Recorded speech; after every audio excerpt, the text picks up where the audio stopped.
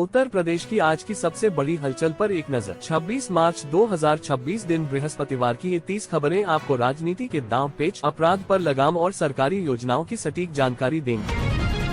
Samajwadi party के मुखिया अखिलेश यादव ने आज लखनऊ में साफ कर दिया कि आगामी चुनावों में पिछड़ा, दलित और अल्पसंख्यक वर्ग ही उनकी मुख्य ताकत बनेगा। उन्होंने वर्तमान सरकार पर केवल आंकड़ों की बाजीगरी करने का आरोप लगाया और कहा कि असलियत में युवा बेरोजगार भटक रहे हैं। अब सपा कार्यकर्ता गांव-गांव जाकर चौपाल लगाएंगे। उत्तर प्रदेश मंत्रिमंडल ने आज राज्य की सुरक्षा व्यवस्था को और मजबूत करने के लिए एक बड़ा फैसला लिया है। लखनऊ, नोएडा और कानपुर जैसे 5 बड़े शहरों में 12 नए पुलिस थाने खोलने की अनुमति दे दी गई है। मुख्यमंत्री ने स्पष्ट किया है कि अपराध पर नियंत्रण पाने के लिए संसाधनों में कोई कमी नहीं की जाएगी। कांग्रेस की उत्तर प्रदेश जोड़ो यात्रा का अगला चरण आज सहारनपुर से शुरू हो गया है। प्रदेश अध्यक्ष ने घोषणा की कि पार्टी अब जातिगत जनगणना के मुद्दे पर घर घर जाकर लोगों को जागरूक करेगी। उन्होंने विपक्षी गठबंधन में सीटों के बंटवारे को लेकर भी सकारात्मक संकेत दिए हैं ताकि सत्ताधारी दल को कड़ी चुनौती दी जा सके। बहुजन समाज पार्टी की प्रमुख मायावती ने आज सुबह एक संदेश जारी कर अपने कार्यकर्ताओं को बड़ी पार्टियों के लुभावने वादों से बचने की सलाह दी। उन्होंने कहा कि उनकी पार्टी अपने दम पर चुनाव लड़ेगी और गठबंधन की सभी अफवाहें पूरी तरह गलत हैं। उन्होंने जमीनी स्तर पर संगठन को मजबूत करने के निर्देश दिए हैं। भारतीय जनता पार्टी ने आज से पूरे प्रदेश में गांव चलो अभियान की शुरुआत कर दी है। सभी प्रभारी मंत्रियों को अपने आवंटित जिलों में जाकर रात गुजारने का आदेश दिया गया है। इस अभियान का मुख्य उद्देश्य केंद्र और राज्य की उपलब्धियों को जनता तक सीधे पहुंचाना और स्थानीय समस्याओं का तुरंत समाधान करना है। मेरठ पुलिस ने आज सुबह एक मुठभेड़ के बाद 1 लाख रुपए के इनामी बदमाश को पकड़ने में सफलता हासिल की है। पैर में गोली लगने के बाद अपराधी को अस्पताल में भर्ती कराया गया है। तलाशी के दौरान उसके पास से अवैध हथियार और चोरी का वाहन बरामद हुआ है। यह अपराधी कई लूट की घटनाओं में शामिल था। वाणिज्य कर विभाग और पुलिस की संयुक्त टीम ने आज लखनऊ के एक बड़े व्यापारी के ठिकाने पर छापा मारा। जांच में करीब 5 करोड़ रुपए की कर चोरी का खुलासा हुआ है। फर्जी कागजातों के जरिए सरकारी खजाने को चूना लगाया जा रहा था। फिलहाल आरोपी को हिरासत में लेकर पूछताछ की जा रही है। नोएडा पुलिस ने एक अंतर्राष्ट्रीय नशीले पदार्थों के गिरोह का पर्दाफाश करते हुए 3 लोगों को गिरफ्तार किया है। ये लोग गुप्त वेबसाइट के जरिए नशीली दवाओं की आपूर्ति करते थे। इनके पास से लगभग 2 करोड़ रुपए मूल्य की प्रतिबंधित दवाएं मिली हैं। पुलिस अब इनके विदेशी संपर्कों की जांच कर रही है। प्रयागराज प्रशासन ने आज एक कुख्यात भूमाफिया के खिलाफ सख्त कार्रवाई करते हुए उसकी 10 करोड़ की संपत्ति को कुर्क कर लिया है। ये कार्रवाई गैंगस्टर कानून के तहत की गई है। पुलिस के मुताबिक आरोपी ने सरकारी जमीन पर अवैध कब्जा करके करोड़ों की कमाई की थी। जल्द ही अवैध निर्माण पर कार्रवाई होगी। गाजियाबाद में साइबर पुलिस ने एक फर्जी फोन केंद्र पर छापा मारकर बड़ी धोखाधड़ी पकड़ी है। ये केंद्र विदेशी नागरिकों को तकनीकी सहायता देने के नाम पर ठगता था। मौके से 20 कंप्यूटर और भारी संख्या में मोबाइल सिम कार्ड बरामद हुए हैं। पुलिस मुख्य सरगना की तलाश में छापेमारी कर रही है। उत्तर प्रदेश सरकार ने विद्यार्थियों के लिए मुफ्त टैबलेट और स्मार्टफोन वितरण की नई सूची जारी कर दी है। अंतिम वर्ष के छात्रों के लिए आज से जिलों में वितरण कार्यक्रम शुरू हो गया है। छात्र अपने शिक्षण संस्थान के पोर्टल पर जाकर अपनी पात्रता की जांच कर सकते हैं। प्रधानमंत्री आवास योजना ग्रामीण के तहत उत्तर प्रदेश सरकार ने इस वर्ष 2 लाख नए घर बनाने का लक्ष्य तय किया है। पात्र लोगों के नाम जोड़ने के लिए विकास खंड स्तर पर विशेष कैंप आज से शुरू हो गए हैं। जिन लोगों के पास पक्के मकान नहीं है, वे अपनी ग्राम पंचायत में आवेदन कर सकते हैं। समाज कल्याण विभाग ने वृद्धावस्था पेंशन की राशि में बढ़ोतरी की घोषणा की है। अब बुजुर्गों को 1000 के स्थान पर 1500 रुपए प्रति माह मिलेंगे। ये बढ़ी हुई राशि सीधे लाभार्थियों के बैंक खातों में भेजी जाएगी। सभी लाभार्थियों को अपना पहचान सत्यापन कार्य जल्द पूरा करना होगा। उत्तर प्रदेश माध्यमिक शिक्षा परिषद ने अंकों के पत्र में सुधार के लिए एक विशेष पोर्टल आज से खोल दिया है। छात्र अब नाम या जन्मतिथि की गलतियों को ऑनलाइन ठीक करवा सकेंगे। इससे छात्रों को क्षेत्रीय कार्यालयों के चक्कर नहीं काटने पड़ेंगे। ये सुविधा केवल 1 महीने के लिए उपलब्ध रहेगी।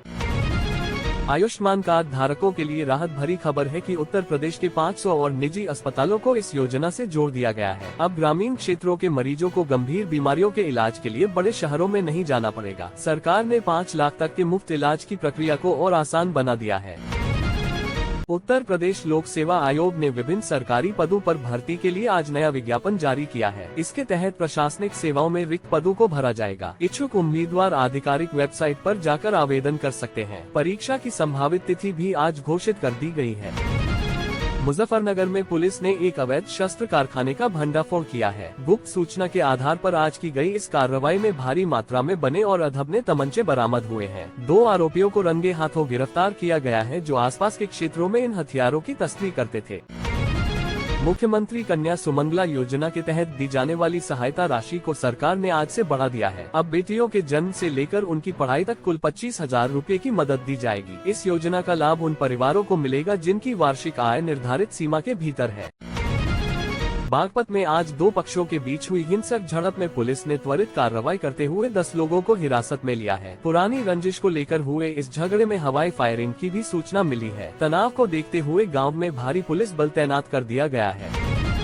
उत्तर प्रदेश के गन्ना किसानों के लिए राहत की खबर है कि सरकार ने बकाया भुगतान के लिए चीनी मिलों को आज सख्त निर्देश जारी किए हैं। कृषि मंत्री ने कहा है कि यदि समय पर भुगतान नहीं हुआ तो मिल मालिकों के खिलाफ कड़ी कार्रवाई की जाएगी। उत्तर प्रदेश में आज एक हृदय विदारक खबर सामने आई है। पिछले 13 वर्षों से कोमा में चल रहे हरीश राणा का निधन हो गया है। हरीश के पिता ने अपने बेटे को जीवित रखने के लिए अपनी पूरी जमा पूंजी और जमीन तक बेच दी थी। लंबी लड़ाई के बाद आज हरीश जिंदगी की जंग हार गए। शामली जिले में पुलिस ने मुठभेड़ के बाद पश्चिमी उत्तर प्रदेश के एक बड़े गोतस्कर गिरोह को दबोचा है। घेराबंदी के दौरान बदमाशों ने पुलिस पर गोलियां चलाईं, जिसके जवाब में आज 2 अपराधी घायल हुए हैं। इनके पास से भारी मात्रा में पशु और मांस काटने के उपकरण बरामद हुए हैं। प्रदेश में बढ़ते सड़क हादसों को रोकने के लिए परिवहन विभाग ने आज से नए नियम लागू कर दिए हैं। अब बिना हेलमेट और बिना सीट बेल्ट के वाहन चलाने वालों पर 2 गुना जुर्माना लगेगा। साथ ही तेज रफ्तार वाहन चलाने वालों के लाइसेंस आज से ही निरस्त करने की प्रक्रिया शुरू कर दी गई है। गोरखपुर में वन विभाग की टीम ने लकड़ी तस्करों के एक बड़े गिरोह को पकड़ने में कामयाबी हासिल की है। आज तड़के कीमती पेड़ों को काटकर ले जा रहे तस्करों से भारी मात्रा में इमारती लकड़ी बरामद हुई है। वन क्षेत्र में सुरक्षा बढ़ाने के लिए अब ड्रोन कैमरों की मदद ली जा रही है। उत्तर प्रदेश के निराश्रित गौवंश के संरक्षण के लिए सरकार ने नए गौशाला निर्माण का बजट आज पास कर दिया है। जिला प्रशासन को निर्देश दिए गए हैं कि सड़कों पर घूमने वाले पशुओं को सुरक्षित स्थानों पर पहुंचाया जाए।